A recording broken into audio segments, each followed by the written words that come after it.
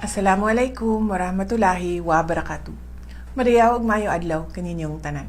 Magandang araw sa inyong lahat. Nitong nakaraang buwan, naramdaman natin ang bagsik ng bagyong Basyang na sumalanta sa Northern Mindanao. Libo-libo nating kababayan ang nawalan ng tahanan sa loob lamang ng isang gabi. Sinundan nito ang kambal na trahedya ng bagyong Tino at Uwan noong Nobyembre. Saksi tayo sa paglubog ng Visayas sa baha at ang malaawak na pinsala sa Luzon at Bicol. Ang mga kalamidad na ito ay kumitil ng halos 300 buhay at nagpalikas sa mahigit 1 milyong Pilipino. Ito ang nangyayari kapag kinalimutan natin igalang ang mundong ating kinagisnan. Ang singil ng kapabayaan natin ay pasan ng mga mamamayang Pilipino.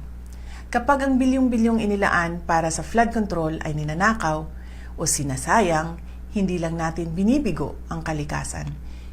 Ipinagkakanulo natin ang ating sariling mamamayan.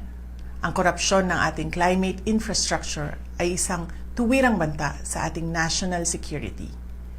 Nang inilunsad ng Office of the Vice President ang pagbabago, A Million Trees Campaign, nakita ko ang kayang gawin ng mga Pilipino. Naabot natin ang mithiing 1 milyong puno sa loob lamang ng 3 taon. Nagtanim tayo ng 1 milyong puno upang patibayin ang ating mga bundok at buhayin ang ating mga watershed. Ito ay isang nature-based solution upang maibsan ang baha.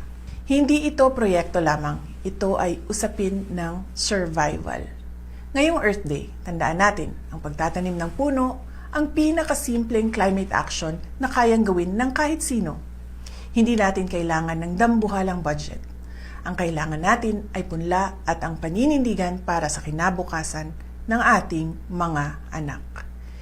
Hindi mapipigilan ng 1 puno ang bagyo, ngunit ang 1 milyong puno na itinanim ng mga Pilipinong nagpasyang lumaban, yan ang magpapalakas ng ating disaster resilience. Kailangan ng kalikasan ang ating pakikipagtulungan. Kailangan nito ang ating mga kamay sa lupa. Mahalin natin ang Pilipinas para sa Diyos sa bayan at sa bawat pamilyang Pilipino. Syukran.